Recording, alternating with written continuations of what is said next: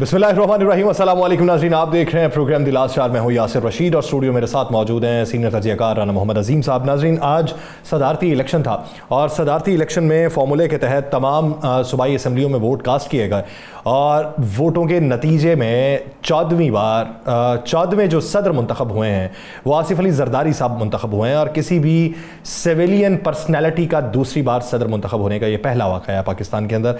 आसिफ अली जरदारी साहब जब सदर मुंतखब हो गए, इलेक्शन कमीशन की तरफ से नोटिफिकेशन भी जारी हो गया, फॉर्म 7 भी जारी होगा और कल के दिन जो है वो chief justice of Pakistan justice Qazi Faez Isa साहब उनसे हलफ लेंगे बतौर 14वें सदर का। और पाकिस्तान के अंदर उनके सदर मुंतखब होने के बाद अब चहमगोइयाँ ये जारी हैं कि मफाहमत के तौर के ऊपर वो पाकिस्तान के तमाम पॉलिटिकल पार्टीज़ के स्टेक होल्डर्स को एक मेज़ के ऊपर बैठाएंगे और मफाहमत के ज़रिए आगे चला जाएगा। लेकिन दूसरी जानिब जहाँ पर एक पार्टी ये क्लेम कर रही थी कि इलेक्टोरल कॉलेज मुकम्मल नहीं है और इलेक्टोरल कॉलेज मुकम्मल ना होने की बिना के ऊपर ये इलेक्शन मुलतवी होने चाहिए और इलेक्शन कमीशन ने उसको मुलतवी नहीं किया, तो अब वो अगर अदालती फार्म के ऊपर इसे लेके जाते हैं तो फिर मामला क्या होगा? इलेक्टोरल कॉलेज के नामुकम्मल होने का आज इम्पैक्ट क्या पड़ा है? हुकूमती इत्तेहाद को अगर देखें तो हुकूमती इत्तेहाद जो है वो कहता था कि हमारे 400 के करीब वोट होंगे, लेकिन आज महमूद खान अचकज़ई साहब ने यह कहा है कि हमारे इत्तेहाद से ज़्यादा हमें वोट पड़े हैं। तो एक बात उन्होंने ये भी कही कि ना वोट बेचा गया ना वोट ख़रीदा गया। ये पहली बार हुआ है सदारती इलेक्शन में। इस पूरे सियासी मंजरनामे में बात करते हैं, राना साहब की तरफ बढ़ते हैं। राना साहब, आज फॉर्मूले के तहत 411 वोट हासिल करना आसिफ अली जरदारी साहब का उनकी तवक्कुआत के मुताबिक था, बरक्स था, ज़्यादा था? बिस्मिल्लाहिर्रहमानिर्रहीम। अस्सलातु वस्सलामु अलैका या सय्यदी या रसूलल्लाह, अस्सलातु वस्सलामु अलैका या सय्यदी या हबीबल्लाह। दो तीन चीज़ें यासर हमें बड़ी गौर से देखना होगी। बलूचिस्तान से उन्हें उनकी तवक्को से 6 वोट मिल गए। बलूचिस्तान से उनकी तवक्को से अच्छे उन्हें वोट मिले आसिफ अली जरदारी साहब। सिंध के अंदर मेरी एक पीपल्स पार्टी के रहनुमा से बात हुई, उसने कहा जनाब हम तो तहरीक इंसाफ के भी वोट लेंगे, नहीं मिले। अच्छा, 9 के 9 वोट थे ना, नहीं मिले। यानी तहरीक इंसाफ के वोट खड़े रहे, प्रेशर, ज़बरदस्ती, लालच, कोई भी चीज़ ले लें आप, और ये फ़ायदा देगा तहरीक इंसाफ को सेनेट के इलेक्शन में यासर साहब। उसके बाद आप आ जाए केपीके के मतलब कहा जा रहा था जनाब वहाँ से 15 से 20 वोटों का डेंट डाला जाएगा, ये बाकायदा ऑन रिकॉर्ड कहा गया था और इसके लिए टारगेट था 3-4 शख्सियात को कि आपने ये करना है। अब केपीके के अंदर से आसिफ अली जरदारी साहब को वोट कम पड़े, 17 वोट नहीं पड़ने चाहिए थे, उन्हें तो 35 से 40 पड़ने चाहिए थे ना, जो उनका आइडिया था। वहाँ पे तहरीक इंसाफ का एक भी वोट, सुन्नी इत्तेहाद का लगा लें जी, चले सुन्नी इत्तेहाद का एक भी वोट जो है वो इधर से उधर नहीं हुआ। वो 91 लोगों ने वोट डाले।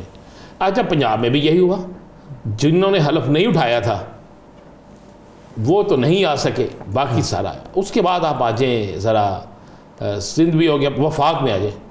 वफाक के अंदर भी आपको ये नज़र आया, सेनेट के अंदर महमूद खान अचकज़ई को वोट ज़्यादा पड़े। सेनेट के अंदर नून लीग के कुछ लोग हों या किसी और के लोग हों, जिस पे महमूद खान अचकज़ई साहब ने कहा कि एक शख्स, सुने थे आपने ना उसकी गुफ्तगू, कि एक शख्स से मैंने पूछा किसको वोट डाल के आए, एक और बंदे ने पूछा उसने कहा जी मैंने तो महमूद खान अचकज़ई को वोट डाला है। तो उसने कहा उसका तल्लक जो था वह हुक्मरान जमात से था। तो दूसरे ने कहा खुदा के बंदे तूने क्या किया, ऊपर तो कैमरे लगे हुए, अब तो तुम्हारी मख्ती आ जाएगी। तो उसने कहा यार मख्ती आती है तो आ जाए। फिर साथ में महमूद खान अचकज़ई ने आज एक बात बहुत बड़ी की है यासर, उसने कहा जी मियाँ नवाज साहब अपने उन लोगों को जो नज़रियाती हैं, करीब हैं, जिन्हें समझदार हैं, उनकी बात पर गौर करें, उनकी बात सुने। ये बात आज महमूद खान अचकज़ई ने कही है, जो कि बहुत करीब रहे हैं मियाँ साहब के ना। फिर उन्होंने ये भी याद दिलाया कि मियाँ साहब को मैं मिलने गया, किस वक्त में मिलने गया, फिर क्या बात, वो सारा कुछ उन्होंने इशारा मुशाहिद हुसैन सैयद जैसे लोगों की तरफ, मुशाहिद हुसैन सैयद जैसे हैं और भी बहुत से लोग।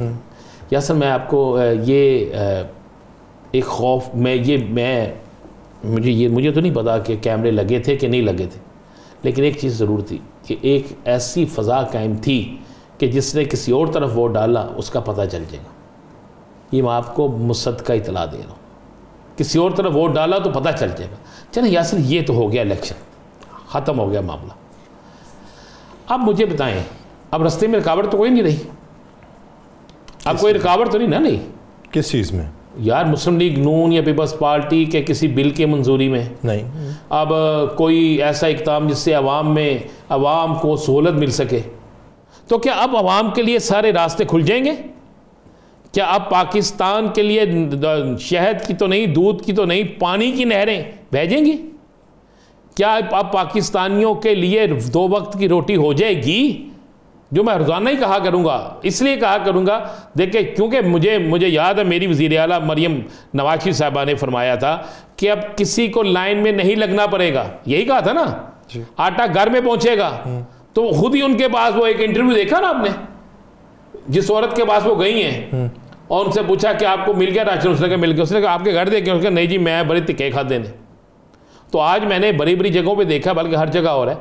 तो क्या अब तो यार इनके रास्ते में रुकावट कोई नहीं है, अब तो ये कुछ भी कर ले, जो मर्जी हो जाए, अब तो इनके रास्ते खुले ही खुले हैं। अब तो अवाम को सहूलतें मिलनी चाहिए ना, अब तो अवाम को वो सब कुछ देना चाहिए ने जो जिसकी तमन्ना अवाम करती है, 5% वो चीज़ें दे दें। अगर अब भी ये सब कुछ ना हुआ, खबर तो मेरे पास यासर है कि होना नहीं, खबर मेरे पास तो ये भी है। चलिए आज खबर देते हैं ना, आज हम आपस में ज़रा कल कर लेंगे आपस वाली बात ना। अच्छा, आज मफाहमत वाली बात कर लेते हैं। अच्छी बात।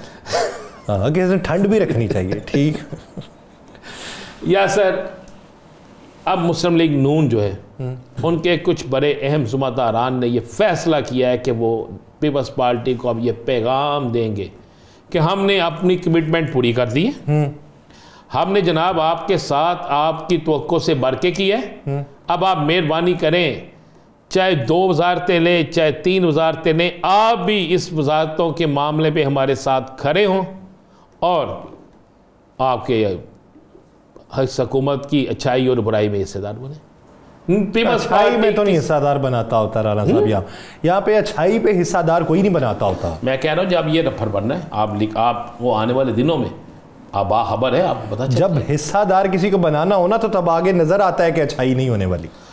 भाई बात ज़हन में रखिए, एक तो ज़हन में रखिएगा, मुस्लिम लीग नून से एक हाथ ये हो रहा है कि 3 अहम तरीन वजारतें नून लीग के पास नहीं हैं। मैंने उस वक्त भी कहा था, अब कुछ वजारतें, मैंने ये ब्रेक की थी खबर कि कुछ वजारतें जो हैं वो मुस्लिम लीग नून जिनकी तमन्ना रखती है वो नहीं मिलेंगी, बड़ी तगड़ी वजारतें हैं।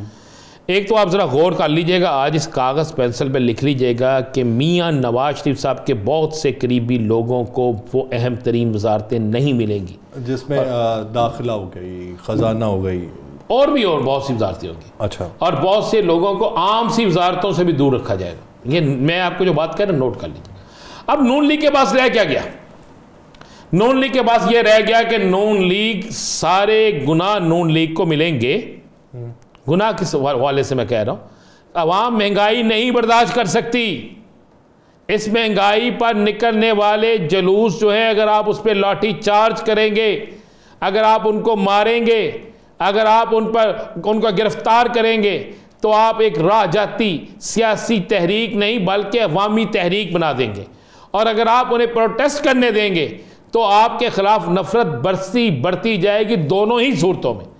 और ये मुस्लिम लीग नून के लिए जो अभी कहा, अब आप लोग कह रहे हैं ना कि ये इनके लिए ये आखिरी इलेक्शन है, ये बात मुस्लिम लीग नून के अंदर भी हो रही है। बल्कि आज मेरी वज़ीर आला ने, मैंने वो फुटेज देखी, मुझे अपने वज़ीर आला पे बड़ा फ़ख्र हुआ कि वो फुटेज मैंने देखा। वज़ीर आला कहने पे तो आए नहीं जी, मैं तो मानता हूँ, मेरी पंजाब की वज़ीर आला तो मेरी वज़ीर आला है। मुझे बड़ा मज़ा आया कि वो एक घर में दाखिल हुई और उन्होंने गेट से कहा कि मैं अंदर आ सकती हूँ, लेकिन मुझे ये समझ नहीं, वीडियो वाला अंदर मौजूद था, सिक्योरिटी वाला भी मौजूद था, फिर इजाज़त किससे ली? यासर मुझे बताया ना, इजाज़त किससे ली? मुझे नहीं समझ आती कि ये सारे करने वाले जो हैं वो समझाते क्यों नहीं? वो जानबूझ के एक प्लानिंग के तहत उनके साथ ऐसा कर रहे हैं।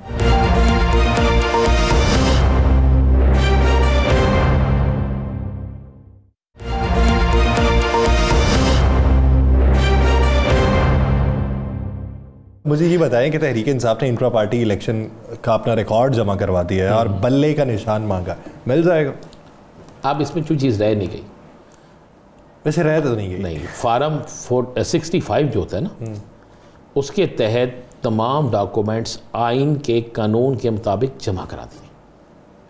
मुझे आज अच्छी तरह याद है जब सुप्रीम कोर्ट में हेयरिंग थी तो उस वक्त चीफ जस्टिस साहब ने कहा था, मान लें यार कि आप इलेक्शन करा दें, चाहे 5 लोग वोट डालें, याद है ना आपको, ये लफ्ज़ था, चाहे 10 लोग वोट डालें तो सही ना, वोट डाले तो सही, तो वो डालने चाहिए थे।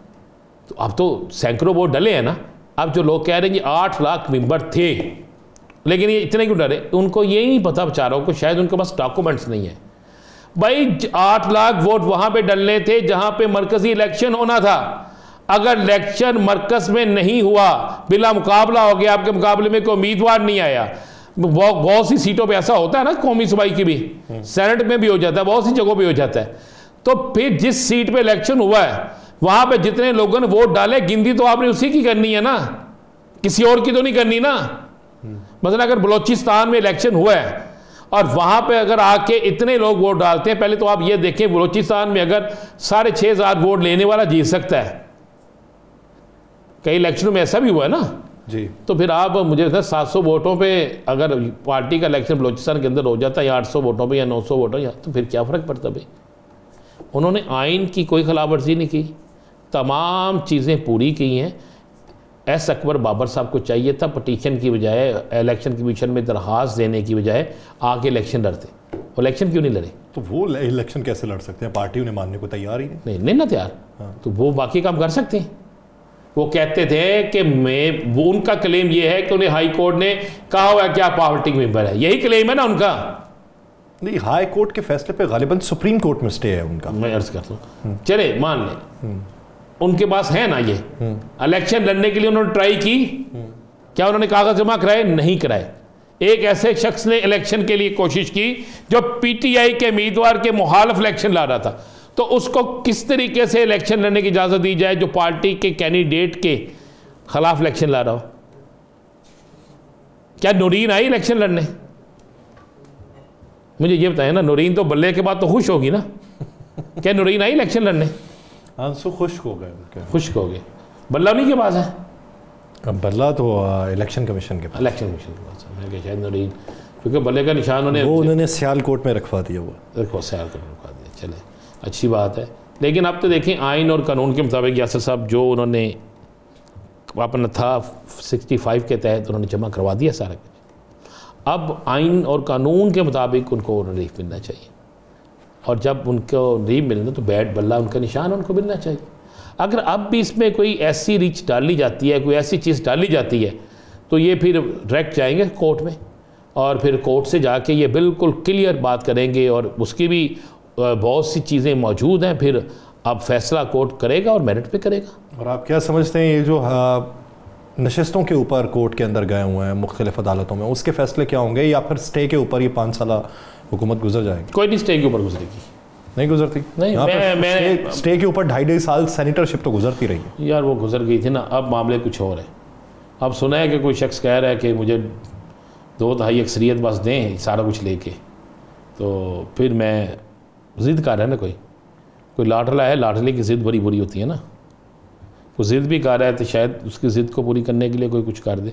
लेकिन अगर कानून और आइन को देखेंगे तो मेरा ख्याल है कि यासर फिर सीटें सुन्नी इत्तेहाद को मिल जाएंगी। यासर ये सारा कुछ डिपेंड करेगा 2 चीज़ों पे। आज हम प्रोग्राम में इस चीज़ को भी ब्रेक कर दें।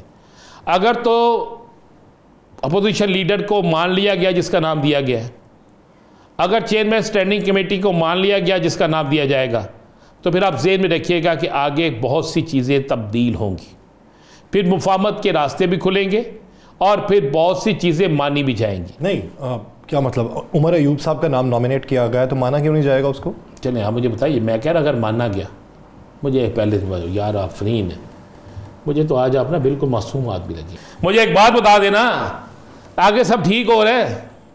जिसको चाहते हैं आप गेट पे रोक लेते हैं, जिसको चाहते हैं आप कहते हैं कि नहीं जनाब आपने नहीं आना। अपोजिशन लीडर के लिए जमा हो गए, कल को आप कहें नहीं जनाब हम तो सुन्नी इत्तेहाद कौंसल को पार्लियामेंट्री पार्टी नहीं मानते, तो आपको किस नाम यहाँ इस अपोजिशन लीडर बनाते, फिर क्या कहेंगे? अगर वो पार्लियामेंट्री पार्टी है तो फिर आपको नशिस्तें देना पड़ेंगी ना। अगर वो पार्लिमानी पार्टी आप उसको तस्वर करते हैं, असेंबली के अंदर मानते हैं, उनका अपोजिशन लीडर देते हैं, उनको स्टैंडिंग कमेटी देते हैं, तो फिर आप निश्चितता किस तरह रोक सकते हैं? चलिए मुझे पानी पिए, पानी पिए। नहीं पानी छोड़े, आप मुझे बताएं ना। अगर हम जोश ना हुआ करें, जोश ना हुआ करें यार, आप बात करते हैं फिर आप कहेंगे जी वो जी उन्होंने खराब हो जाती है। भाई लिस्ट उनके वो इलेक्शन ही नहीं लड़े, जब उनके ऊपर उनके अंदर लोग आ गए, उनकी जमात में शामिल हो गए, तो फिर आइन बना होता है या कानून बना होता है? मैंने कल भी आपके साथ व्लॉग में पूछा था, आपने कहा जी आइन बना होता, तो फिर आइन क्या कहते हैं? आइन तो यही कहता दें सीटें। इतनी तो आपको जल्दी पड़ी है कि लाहौर हाईकोर्ट में केस लगा हुआ है, तो पहले आप 3 बजे का अनाउंस करते हैं, 3 बजे हलफबरदारी होगी, केस का मैं खोलने जाता हूं तो फौरी तौर पे आप उसको सुबह जल्दी कर लेते हैं, 9 बजे का नोटिफिकेशन जारी कर देते हैं, फिर बुलाते हैं आओ जल्दी जल्दी आयो, हलफ लो ना सुना जाए किधरे। क्या बात करती हैं यासर साहब? अच्छा चले बताए क्या बात करें? और बात करो यार, आवाम की बात करो, कोई असल बात करो जो तुम पता आपको हर चीज़ का है, लेकिन जानबूझ के आप इस तरह करते हैं। आप देखें अब मुफाहमत के बादशाह आ गए हैं, तो अब आप इस बात की उम्मीद रखें। किस बात पे? कि अब मुस्लिम लीग नून अपने वादों के मुताबिक, पीपल्स पार्टी अपने वादों के मुताबिक अब इस मुल्क के अंदर खुशहाली लाएगी, और अगर ये खुशहाली नहीं लाएंगे तो अवाम अपने वोट के ज़रिए फिर इनसे अपना बदला ले लेंगे। पहले भी बहुत से लोग चाहते थे आप जैसे कि नहीं वोट पड़ें, कि नहीं वोट मेरे जैसे मतलब क्या? मैंने कब कहा आपको? यार पता नहीं तुम बुरे में आ जाते। नहीं मेरे जैसे, मुझे क्यों शुमार करते हैं बीच में? चले जी आपको नहीं करते, सॉरी जी। अगर हाँ, अब करें बात। अगर आपको ये बात बुरी लगी है हाँ। तो मैं फिर कहता हूँ आप जैसे लोग ही कहते थे, एकदम नहीं आप मानते। लेकिन यार एक चीज़ है कि अब कल का दिन जो है वो तहरीक-ए-इंसाफ ने एक बड़े एहतजाज की कॉल दी हुई है। कल के दिन की कॉल को देख लें, अल्लाह करे वो पुरअमन ही रहे, और पुरअमन ही रहनी चाहिए, इस मुल्क के लिए सबसे ज़रूरी है। अब ये देखने है कि क्या मुफाहमत के बादशाह जो हैं वो सबको एक टेबल पे बिठाते हैं। लेकिन मैं आपको ये ख़बर दे दूँ, टेबल पे बिठाने की कोशिश तो इनके आने से पहले शुरू हो गई हुई है, और आज कोई बड़ी अहम मुलाकात भी हो चुकी है। ये मैं आपको बिल्कुल बड़ी परफेक्ट खबर दे रहा हूँ। किस शहर में? इस्लामाबाद पिंडी के अंदर। अच्छा। अहम मुलाकात हो चुकी है, अहम ऑफ़र दी जा चुकी है, लेकिन अब उस पर कितना क्या शराइत हैं, किन शराइत पे अमल होगा या नहीं होगा ये तो वक्त ही बताएगा। लेकिन एक बात आपको मैं बता दूँ, ज़्यादा लंबा अरसा नहीं, ये जो बजट है ना, बजट के बाद पहली तलाक, बजट से कुछ यार मैं बात कर रहा हूँ, क्या करूं? ये क्या, ये घर बसाने वाली बातें करते होते हैं, आपने तलाकों वाली बातें शुरू कर दी। मैं जो सच्चा वही कहूंगा ना, वो जो सच्चा वही कहना, या क्या कहूं, क्या करूं मैं? मैं क्या कह दूं कि आए उठ के बाहर चले जनाब, दूध जो है वो 12 रुपए किलो हो गया, ये कह दूं? नहीं, घर उजाड़ने वाली बातें करते हैं। मैं घर उजाड़ने वाली बातें करते हैं कि तलाकें हो जाएंगी, घर आज तक नहीं आपके मुंह से सुना कि मुल्क उजाड़ने वालों को पकड़े। वाह, किसको पकड़े? जिन्होंने मुल्क उजाड़ दिया उनको पूछें। जिन्होंने बस्ती उजाड़ डाली, कभी तो उनका हिसाब होगा। नहीं, आप जैसे लोग बैठे हुए हिसाब नहीं होगा मेरे। फिर वही बात, पहली तलाक होगी बजट। अच्छा जी, ठीक है। और उस तलाक की वजह बनाएगा सेनेट का इलेक्शन। ये नोट करते जाए मेरी बातें। अच्छा, उस तलाक की वजह, क्योंकि 3 तलाक की होनी है ना यार बात तो सुन लें। यहाँ तो मेरी खबर सुन। ये तलाक जल्दी खत्म करवाए, जरा ब्रेक पे जाना करवाए ना। तीसरी करवाए, ब्रेक कर लें हम, कल कर। नहीं तीसरी करवाए, जल्दी करवाए। 3 नवंबर तक हो जाएगी। नवंबर में क्या होगा फिर कल बताएंगे ना। जब सेनेट के इलेक्शन आप बता रहे हैं कि वो दूसरी पे होगा, तो फिर नवंबर में भी हैपनिंग बता दें क्या होगा। नवंबर में हम शायद फिर किसी ट्रांसमिशन में बैठे हो। अच्छा, बड़ी वाली में ट्रांसमिशन बड़ी होती है, उनकी तेरे मेरे ताड़े में 2 बजे ब्रेक लेते हैं नाज़रीन, एक ब्रेक लेते हैं। ब्रेक के बाद वापस आएंगे। पाकिस्तान पीपल रहनुमा शर्मिला फारूकी साहिबा में ज्वाइन करेंगी, कहीं नहीं जाएगा। Stay with us.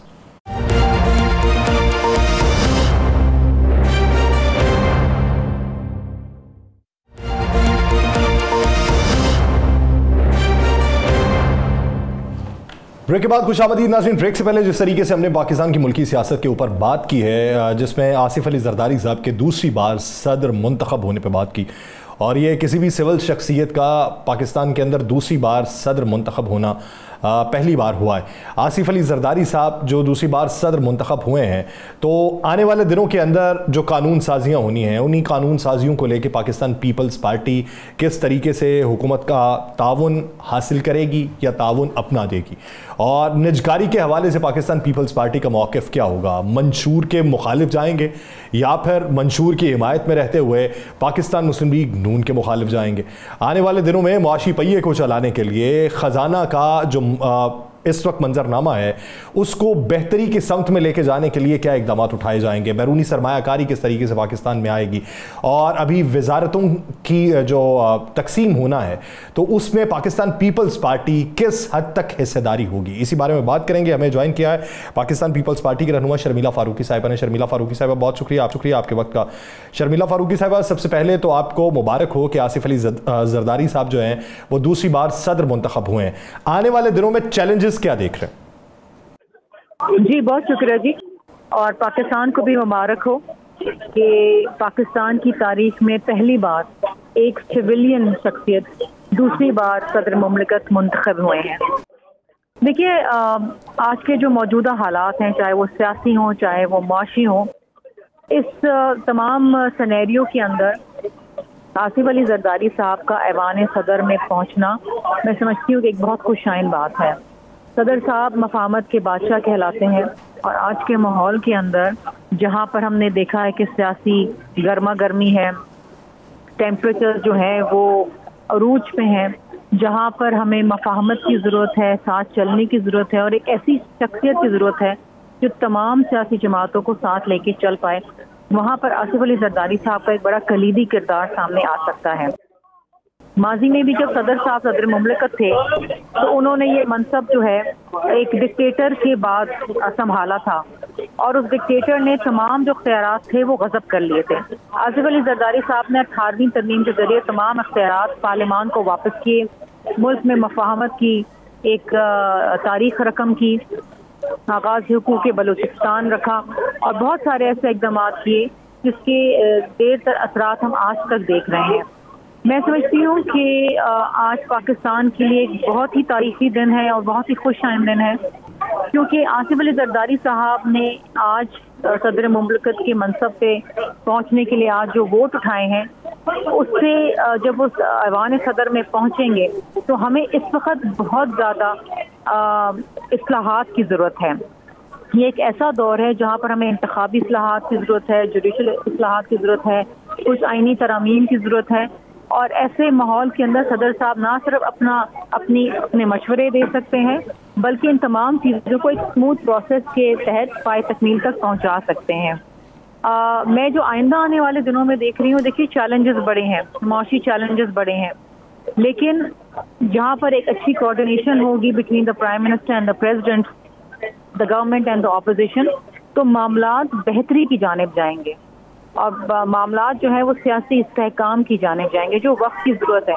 इस वक्त पूरी आवाम हम पर देख रही है कि किस तरीके से हम उनके मसाइल का हल ढूंढें, किस तरीके से हम उनकी मुश्किलात में कमी लेकर आएँ, और हम पे एक बहुत भारी जिम्मेदारी है। नशीन, ये तो बताइएगा कि ये तो आपने दुरुस्त कह दिया, जब इतनी भारी ज़िम्मेदारी है, आप समझते हैं कि मुआशी हालात को बेहतर करने के लिए हम सबको अपना किरदार अदा करना होगा। क्या पाकिस्तान पीपल्स पार्टी अब हुकूमत के अंदर वजारतों का हिस्सा बनेगी ताकि मुआशी हालात को बेहतर किया जा सके?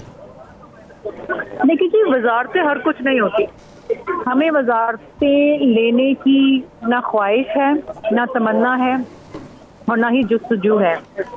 हम चाहते हैं कि वज़ीर आज़म अपनी काबीना को चुने, इस मुल्क की भागदौड़ संभालें, जहाँ पर हमारी मदद की, हमारे मशवरे की ज़रूरत होगी, जहाँ पर हमारे वोटों की ज़रूरत होगी, अच्छी इस्लाहात में हम हुकूमत का साथ देंगे।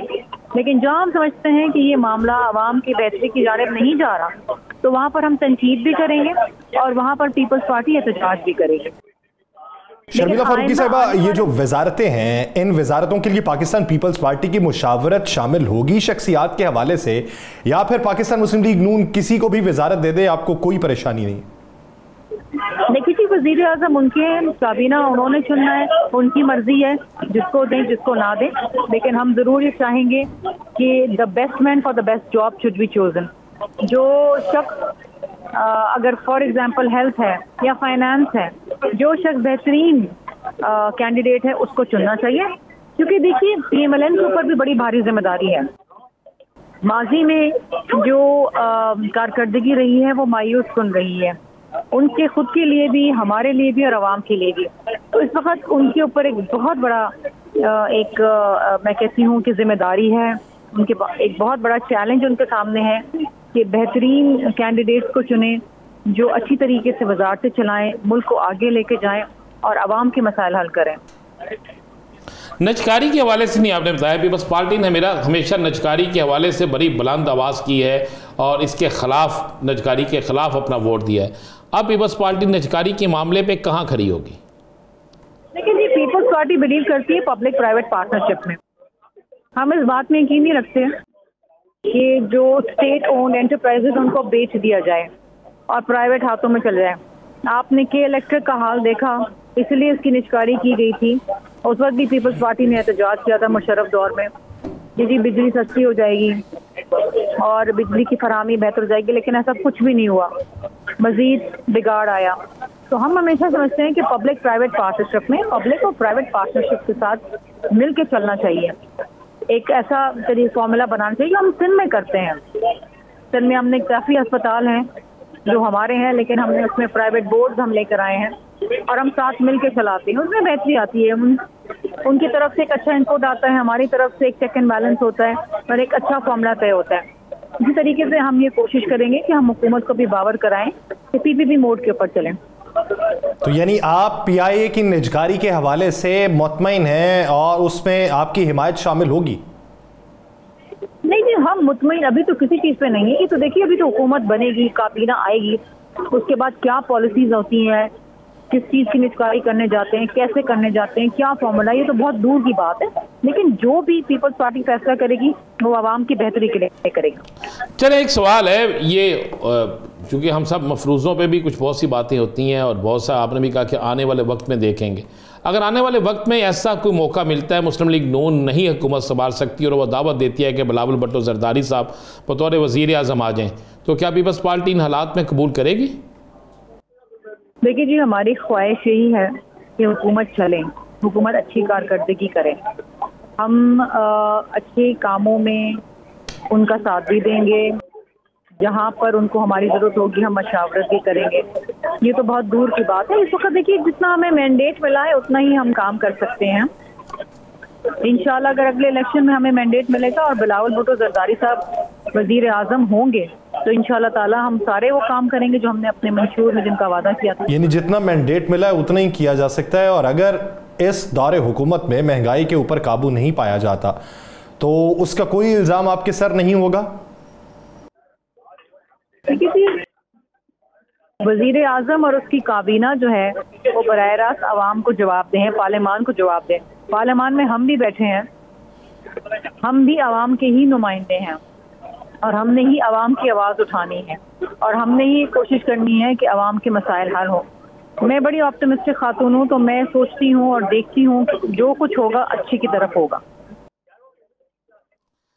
नहीं, यासर का जो सवाल था, फिर हम उसी तरफ जा रहे हैं, यासर के ही सवाल की तरफ मैं भी जा रहा हूँ कि पार्लियामेंट में अगर ये महंगाई का इशू आता है तो पीपल्स पार्टी सबसे पहले खड़े होकर बोलेगी या फिर महंगाई की जो वजूहात है उस पर खामोश रहेगी? देखिए जी, आगे जो फैसले होने हैं वो मुश्किल होने हैं। IMF का लोन सिक्योर करना है और वो सख्त शराइत के ऊपर होगा। मजीद बोझ आवाम पे आने वाला है, लेकिन पीपल्स पार्टी ये पूरी कोशिश करेगी, जिस तरीके से हमने अपने मंशूर में भी कहा कि अमीर लोगों से सब्सिडी हटा के गरीब लोगों की तरफ डालें। आपके पास रिसोर्सेज वही हैं, रिसोर्सेज को रीडायरेक्ट करें। जो 17 वजारतें आपके पास वफाक में हैं, जो सूबों को डिवॉल्व हो चुकी हैं, उनको ख़त्म करें, पैसे वहाँ से बचाएं और आवाम की बेहतरी के लिए लगाएं। बहुत शुक्रिया शर्मिला फारूकी साहिबा इस हवाले से अपना वक्त देने के लिए। नाज़रीन, एक ब्रेक लेते हैं, ब्रेक के बाद जमीयत उलमा इस्लाम फे के रहनुमा कामरान मुर्तज़ा साहब हमें ज्वाइन करेंगे। कहीं नहीं जाएगा, स्टे विद अस।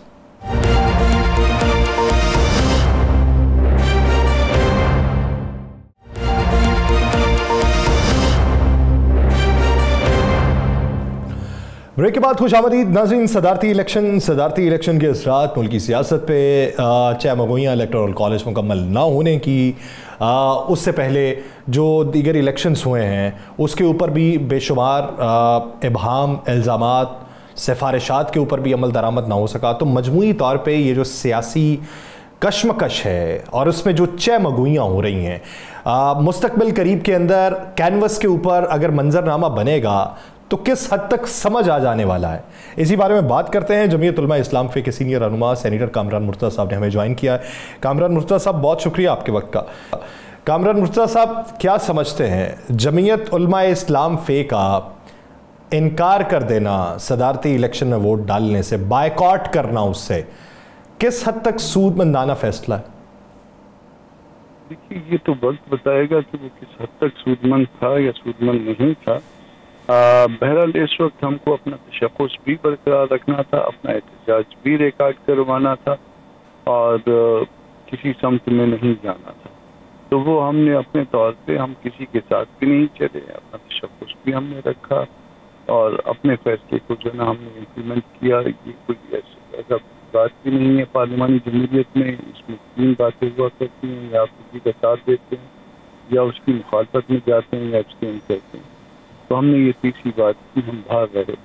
तो अब इसको वक्त जो है ना इसको गेज करेगा कि ये फैसला दुरुस्त है या गलत। कामरान मुर्तज़ा साहब, अब आसिफ अली जरदारी साहब सदर तो बन गए, कोई अदालत में जाता या नहीं जाता उसको हटा के एक सदर बन गए, वो मुफाहमत के बादशाह कहलाते हैं। आज उनके करीबी लोगों ने मुख्तलिफ टीवी चैनल्स पर यह दावा किया कि अब आसिफ अली जरदारी साहब खुद जाकर उन तमाम लोगों को मना लेंगे, उन्हें मनाने का तरीका आता है, और जिस पे मौलाना साहब का भी जिक्र किया गया और भी कुछ लोगों का जिक्र किया गया, उन सबको मनाकर एक ही प्लेटफॉर्म पे ले आएंगे और इस 5 साल के बाद जो है वो नए इंतखाबात पे नई चीज़ें जो है वो मिलकर तैयार की जाएंगी। क्या मौलाना साहब के पास आसिफ अली जरदारी साहब आते हैं तो मौलाना साहब जो हैं फिर दोबारा असम्बली में उसी तरीके से जाकर अपना रोल अदा करेंगे? देखिए, ये अब आसिफ जरदारी क्या करेंगे, उसके नतीजे में क्या होगा, ये तो सारी जो है ना वो कल की बातें हैं या गायब की बातें हैं। गायब की बात के ऊपर तो कोई बात नहीं की जा सकती। कामरान मुर्तज़ा साहब, समझते हैं कि कोई मुफाहमती फार्मूला चल सकता है और तमाम पॉलिटिकल स्टेक होल्डर एक मेज़ पे आ सकता है? जी बिल्कुल आ सकते हैं, सारे आ सकते हैं। बात बड़ी आसान सी है। इस इलेक्शन का ऑडिट करवा लीजिए, 10% का ऑडिट कराना है, 15% का कराना है, 20% का कराना है। ऑडिट कर लेते हैं, हल्कों की निशानदेही कर दी जाती है और उसका ऑडिट करवा लीजिए। अगर तो हमारी बात गलत थी तो हम माजरत करेंगे और कहेंगे कि जी हम गलत थे और बात आप लोग बिल्कुल दुरुस्त तौर पे जीते हैं, आपके पास मैंडेट है। और अगर हमारी बात दुरुस्त निकली तो फिर दूसरे माजरत करें और उसके बाद जो है स्टेप डाउन हो जाए और नए इलेक्शन की तरफ चलें जो कि फेयर और फ्री हों। और ये आसान सी मुफाहमत है, हमारी किसी के साथ कोई दुश्मनी नहीं है, किसी के साथ कोई प्रॉब्लम नहीं। कामरान मुर्तज़ा साहब, क्या समझते हैं कितने फ़ीसद आपकी नशस्तें जो हैं वो सुन्नी इत्तेहाद ले गई और कितने फ़ीसद पीपल्स पार्टी या पाकिस्तान मुस्लिम लीग नून ले गई? देखिए, मैं बलूचिस्तान का मैं खुद विटनेस हूँ और मुझे मालूम है कि वहाँ पे जो है ना सूबाई असम्बली में 5-6 नशस्तें जो है वो कम से कम जो है वो हमारी ले जाई गई हैं। उसमें पीपल्स पार्टी भी शामिल है और नून लीग भी शामिल है। वो शख्सियात पे डिपेंड कर रहा था कि कौन सी शख्सियात उनको पसंद थी, उनसे मुराद जो है ना वो उनका ही है और वो उन शख्सियात को वो सीटें दी गई हैं और ये 5-6 सीटें हमसे ली गई हैं सूबे में। इसी तरह से कम 3 सीटें जो है ना वो कौमी असम्बली में जो है सूबा बलूचिस्तान की। सूबा खैबर पख्तूनख्वा का मैं बता दूं कि 10 सीटें ऐसी हैं जिसमें 1000 से कम का फ़र्क है और वो तमाम की तमाम जो है ना वो सुन्नी ताद कह लीजिए, PTI कह लीजिए, इंडिपेंडेंट कह लीजिए, उनके पास गई हैं। और अगर 20 कहें तो उसमें 2000 का या लेस देन 2000 का फ़र्क है और वो 20 सीटें जो ना वो उस तरफ गई हैं। अब ये सारी की सारी सीटें जो ना एक मखसूस मार्जिन के साथ एक तरफ जाती हैं, तो वो सवाल तो पैदा होता है इस वक्त ये सिमिलर मार्जिन इधर भी हो सकता था, कोई इधर आ जाती, कोई उधर चली जाती, तो बात समझ में आती है। तो ये बज़ाहिर जो है ना एक इंतज़ाम किया गया है। इंतज़ाम इसको इन दी सेंस कि एक जगह पे ये बताया गया है कि जी यहाँ पे बहुत मकबूल थे और उन्होंने बड़ा फेयर और फ्री इलेक्शन करवाया, वो किसी एक के हवाले कर दिया। दूसरे जो है ना वो जो भी डिज़ाइन किया गया था मामले को जिस तरह से उसी तरह से डिज़ाइन के मुताबिक जो है ना वो हवाले किया गया है मुख्तलिफ पार्टियों के। तो बहरहाल जो डिज़ाइन करने वाले हैं उन्होंने अपना डिज़ाइन किया, अब अल्लाह पाक क्या चाहते हैं वो फिर देखी जाएगी आगे चल के जो ना, मगर इसमें नुकसान मुल्क का हो रहा है। अच्छा मुर्तज़ा साहब, आप बन गए सदर, वज़ीर आज़म, सारे एक ही प्लेटफार्म से आ गए, यानी बेशक वो PDM उसका नाम दे दें, इत्तेहाद का नाम दे दें, अब तो उनको कोई प्रॉब्लम नहीं है, अब तो किसी रास्ते में कोई रुकावट नहीं है। तो क्या आप समझते हैं कि अब वाकई अब आवाम को कोई रिलीफ मिल जाएगा, अब कोई महंगाई पे कंट्रोल हो जाएगा, अब तो इनके रास्ते में कोई रुकावट नहीं है ना, अब तो हर तरफ से इनको सपोर्ट है? हम दुआगो हैं, मगर मैं अब शर्मिला बहन जो है मुझसे पहले बात कर रही थी, मैं उनको सुन रहा था, तो वो कह रहे थे कि दूरस फैसले कर रहे होंगे और दूर को बड़ी दूर फिर उसके बाद रस कर रहे थे। तो ये दूर वाली बात जो है ना वो आपको ये दूर ही नजर आएगी। सर कुर्ब रस वाला तो यहाँ पे मंजरनामा दिखाई नहीं देता। यहाँ पे बाज़ लोगों की मईशत जो है ना वो मज़ीद बेहतर हो जाएगी, ये मंजरनामा आपको नज़र आएगा। पब्लिक की मईशत जो है ना, आम आवाम जिसको कहते हैं, जिसमें मैं और आप भी शामिल हैं, शायद मुझे सिर्फ वो वाला सेनेटर ना समझिए, मुझे आम नहीं मुझे पता है, हमें आपका पता है जी, बिल्कुल आपका बहुत करीब से पता है, हम जानते हैं आपके हवाले से जी, इसमें आपको कहने की जरूरत नहीं है। हम मुश्किल में थे, मुश्किल में हैं, मुश्किल में रहेंगे। अच्छा चलें, ये तो आपने एक नक्शा खींच दिया। एक सियासी वर्कर होने के हैसियत से आप क्या समझते हैं, हुकूमत अपना वक्त पूरा करेगी? लगता नहीं है। ये आपको जो है ना जब एक स्लॉट जो फिल की जाएगी उससे मजीद जो है ना आपको अंदाजा हो जाएगा। जो इंटीरियर मिनिस्ट्री है जो है ना उसमें देखेंगे कि आप कौन आए, तो उससे अंदाज़ा हो जाएगा कि मामला आगे मुफाहमत में चलेंगे या मुखासमत में चलेंगे। और ये जो कहा जा रहा है कि जरदारी साहब जो है मुफाहमत के बादशाह हैं, वो इस स्लॉट के फिल होने से पता चल जाएगा आपको। अच्छा कामरान मुर्तज़ा साहब, मोहम्मद अली दुरानी साहब ये दावा करते हैं कि मौलाना फजलुर रहमान साहब की नाराज़ी इस वजह से है कि इब्तदाई तौर पे जब PDM की हुकूमत बन रही थी तो उनको सदर बनाने का वादा किया गया था, लेकिन उस वक्त सूरत हाल ना बन पाई तो वो मुस्तकबिल में वादा छोड़ दिया गया, और अब मुस्तकबिल में जब इनकी अपने नंबर गेम पूरी हो गई है तो इन्होंने मौलाना को माइनस कर दिया, तो जिस वजह से मौलाना की नाराज़ी। देखिए ये बात मैं ज़ाती तौर पे जानता हूँ कि मौलाना को माइनस करने के लिए जो है वो पहले से प्लानिंग की गई थी और उसमें पॉलिटिकल पार्टीज भी शामिल थी, और जो बेनिफिशरी पॉलिटिकल पार्टी है, ये मुझे ज़ाती तौर पर इल्म है, और ये मैंने खुद बात कन्वे की थी कि मौलाना को साइज में रखा जाए। ये इलेक्शन से काफ़ी दिन पहले की बात है, जो किसी बड़े आदमी के मुंह से आई थी, और वो बात जो है वो मौलाना तक हमने पहुंचा दी थी, मगर मौलाना जो है वो उन्होंने, जो बड़े आदमी हैं, उन्होंने इस बात को इग्नोर कर दिया, उनका कोई बात। लेकिन कामरान मुर्तज़ा साहब, साइज में रखा जाए, इससे इस्तिलाही तौर पे तो मुराद यही आता है कि हिस्सा बकदरे जुस्सा। नहीं, साइज में रखा जाए मतलब कमतर उसमें रखा जाए। वो नेगेटिव में बात की गई थी, और नेगेटिव में जहाँ पे बात हुई थी उसी के मुताबिक हिस्सा बकदरे जुस्सा होता तो मैंने अर्ज किया कि खैबर पख्तूनख्वा में 20 सीटें जो ना -2000 के फर्क से ना जाती, तो वो सारा कुछ मैनेज किया गया है किसी हद तक। अच्छा मौलाना, एक बात बता दें, क्या ये जो सियासी इत्तेहाद है, आपको नज़र आता है कि ये सियासी इत्तेहाद भी कायम रहेगा? सियासी इत्तेहाद देखिए मुख्तलिफ पार्टियाँ होती हैं, इसका कायम रहना जो है, और स्पेशली हमारे कल्चर में रहना जो है बड़ा मुश्किल होता है। आपको जो है वो चंद दिन के बाद ही जो है मसाइल नज़र आने लग जाएंगे। MQM अपने जो है वो मुतालबात उनके होंगे, पीपल्स पार्टी के अपने मुतालबात होंगे, उन्होंने सारी जो है ना वो जो दस्तूरी पोजीशनें थी उन्होंने तो ऑक्यूपाई कर ली हैं, जो कि मुस्तकिल तौर पे ऑक्यूपाई की जा सकती थी, और बाकी जो है ना वो रिमेनिंग भी अपना शेयर ले लेंगे, और उस वक्त तक उसका जूस निकालेंगे कि जब तक जो है वो नून का जूस ना निकल जाए। बहुत शुक्रिया कामरान मुर्तज़ा साहब इस हवाले से अपना वक्त देने के लिए। इन प्रोग्राम का वक्त खत्म हुआ जाता है, मुझे और राना साहब को दीजिए इजाज़त। अपना बहुत सा ख्याल रखिएगा, मुलाकात होगी कल अल्लाह ने के बाद।